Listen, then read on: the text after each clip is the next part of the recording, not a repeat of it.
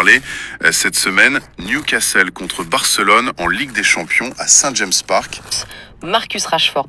Son doublé, c'est quand même une sacrée réponse, surtout quand on pense à certaines prédictions. Je crois que Julien Laurens avait dit qu'il ne s'adapterait pas du tout au Barça. Ah oui, c'est vrai. C'est presque ironique du coup.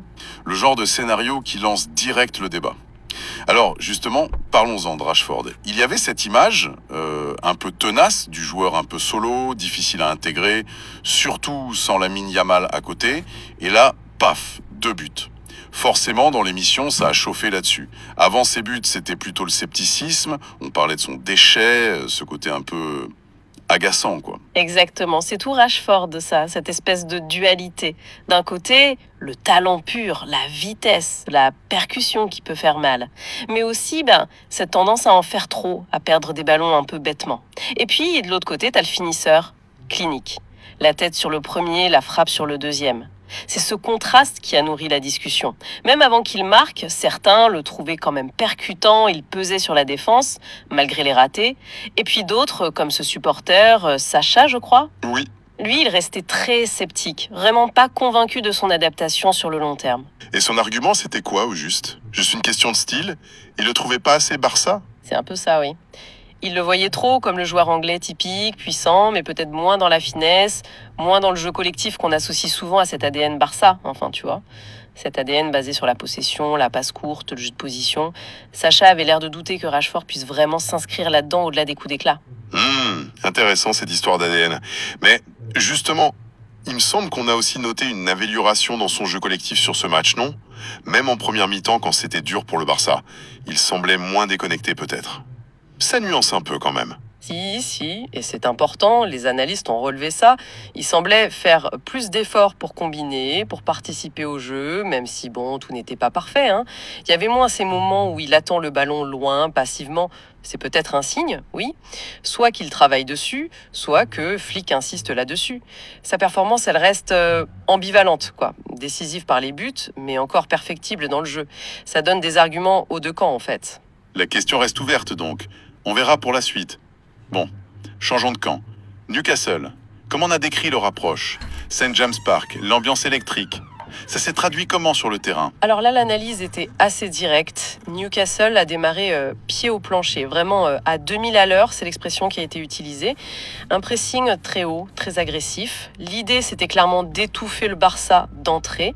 Le style a même été comparé à du stock car, pour dire l'engagement physique, quoi.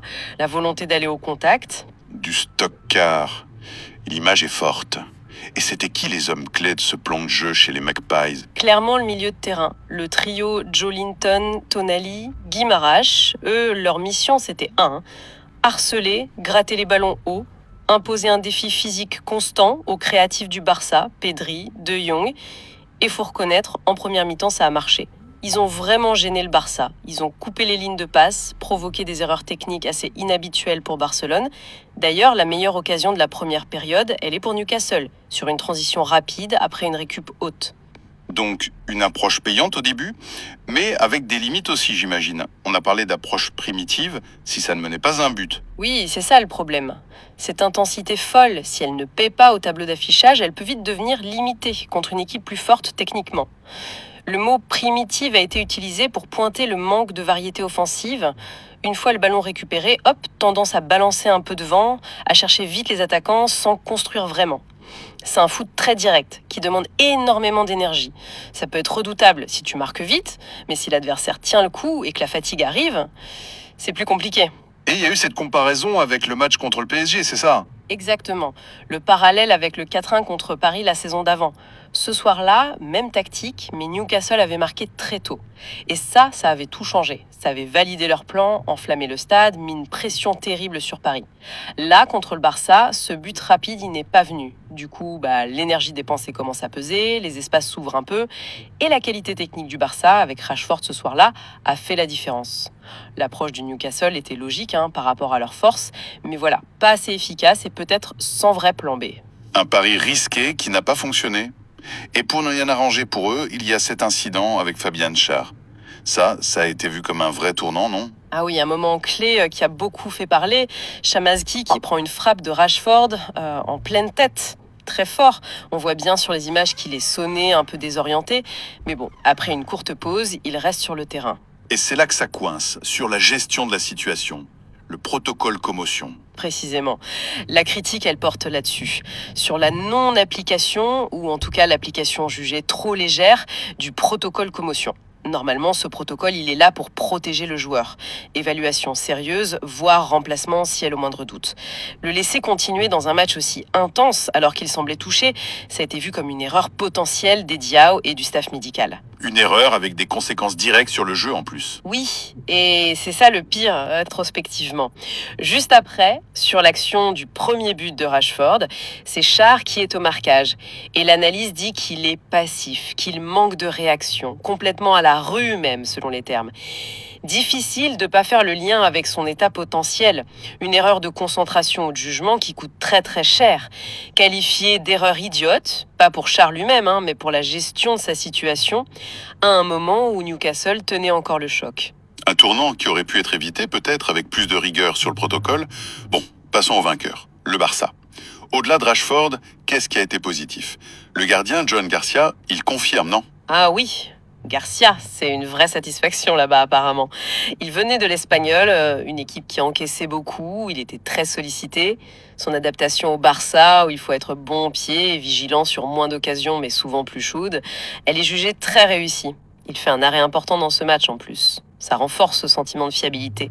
C'est un poste clé où le Barça semble avoir trouvé une bonne solution. Et collectivement, même sans Yamal, quelle impression générale? Une équipe solide. Oui, l'impression qui domine, c'est celle d'une équipe très costaud, qui fait partie des 4-5 gros favoris pour la Ligue des Champions cette année. Et la force, elle n'est pas que devant. La défense a été pas mal mise en avant. On a noté les interventions des jeunes, comme Cubarsí, mais aussi l'assurance de Koundé. Pas seulement dans les duels, même de la tête face au jeu direct de Newcastle, mais aussi offensivement. Son centre du gauche pour Rashford, c'est un bon exemple. C'est intéressant qu'on insiste sur la défense. On pense souvent Barça égale beau jeu, attaque. Mais l'analyse rappelait justement que les grandes équipes du Barça, celles qui ont tout gagné, elles n'étaient jamais que des artistes devant. Il y avait toujours une grosse base défensive, une grosse défense, pour reprendre les mots. Et cette équipe de flics, elle semble retrouver cet équilibre, cette capacité à souffrir un peu sans craquer, et puis à piquer grâce à la qualité technique. Il y avait ce sentiment, même quand Newcastle poussait, que le Barça avait les ressources pour s'en sortir. Une sorte de force tranquille, quoi. Une force tranquille. En apparence, parce que les débats dans l'afterfoot montrent aussi qu'il y a des bémols. La profondeur de banc, par exemple. Ça revient souvent, ça. C'est un gros sujet d'inquiétude, oui, qui a été pas mal discuté. Quand il manque des titulaires importants, comme Baldé à gauche, on voit un écart de niveau assez net avec les remplaçants. Jarre Martin, qui a joué là, était jugé un peu léger pour ce niveau. La comparaison est faite avec d'autres grands clubs, genre le PSG avec Hakimi et Nuno Mendes, même si eux aussi ont des doubleurs moins fortes, évidemment. Mais pour le Barça, ce manque de profondeur s'est vu comme un vrai frein potentiel pour tenir toute une saison, gérer les blessures, les suspensions, faire des changements qui pèsent vraiment.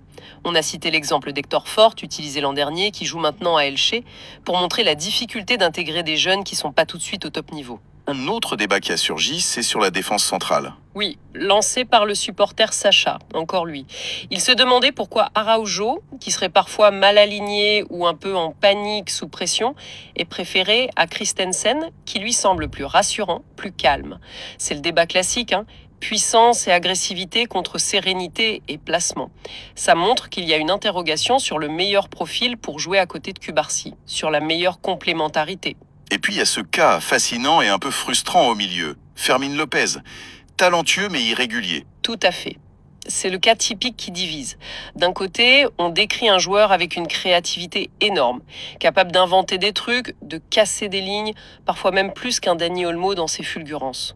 On a cité son match contre Valence comme exemple, où il aurait été exceptionnel. Mais le problème, c'est qu'on sait jamais quand ça va arriver. C'est ça, l'inconstance. C'est exactement ça, son gros point faible. Après un match de folie, il peut être totalement transparent, fantomatique le match d'après. Contre Newcastle, apparemment, c'était plutôt ça. Il n'a pas pesé sur le jeu. Et cette irrégularité, ça frustre, parce qu'on voit le potentiel, mais on ne sait jamais quelle version on va avoir. Du coup, la comparaison avec Dani Olmo prend tout son sens. Olmo, lui, serait plus fiable pour le coach. C'est la conclusion logique qui ressortait. Olmo, même s'il est peut-être moins spectaculaire parfois, il offre une régularité, une fiabilité tactique, une constance que Flick apprécie, surtout dans les gros matchs. Olmo fait peut-être moins de highlights, mais il est là plus souvent. Et alors, cette inconstance de Fermín López, c'est quoi? C'est mental? C'est qu'il a du mal dans les grands rendez-vous? L'idée d'un blocage mental ou d'une difficulté à gérer la pression des grands matchs, elle est clairement suggérée, oui. Est-ce qu'il est plus à l'aise quand l'équipe domine, comme contre Valence, et moins quand il faut batailler? Est-ce qu'il est, pour l'instant en tout cas, un joueur plus pour les petits matchs? C'est une vraie question. Il doit prouver qu'il peut passer ce cap, enchaîner les bonnes perfs et devenir fiable tout le temps. Tant qu'il n'y arrive pas, la logique voudra que Flick s'appuie sur des joueurs plus constants, comme Olmo, quand ça compte vraiment. Un défi pour lui, qui reflète un peu les enjeux du Barça. Bon, si on résume un peu tout ça, on a une opposition de style clair. Intensité physique de Newcastle contre maîtrise technique du Barça. C'est ça. On retient aussi la performance de Rashford, décisive mais toujours un peu ambivalente, et la solidité globale du Barça, qui est un vrai point fort. Mais ça n'efface pas les questions sur la profondeur de banc et sur la régularité de certains joueurs comme Fermín López. Sans oublier l'incidence Char qui a peut-être changé le cours du match et qui rappelle l'importance de bien gérer ces situations de commotion. Absolument. Un fait de jeu qui a sans doute aidé le Barça à un moment clé et qui pose des questions sur l'application des protocoles. Alors, pour finir, et pour laisser une question en suspens, cette victoire du Barça, elle est belle, mais est-ce qu'elle ne masque pas des fragilités un peu plus profondes? C'est toute la question pour la suite de leur saison. Le talent est là, l'ADN Barça aussi, mais les doutes sur la densité de l'effectif sont légitimes. Est-ce que la profondeur limitée à certains postes ou l'irrégularité de joueurs comme Fermín, c'est pas un risque trop grand pour viser tous les trophées? Est-ce que la brillance individuelle et l'identité de jeu peuvent compenser un banc moins fourni ou des joueurs qui manquent de constance sur toute une saison? C'est sûrement le grand défi d'Hansi Flick, trouver cet équilibre parfait entre le talent et la fiabilité.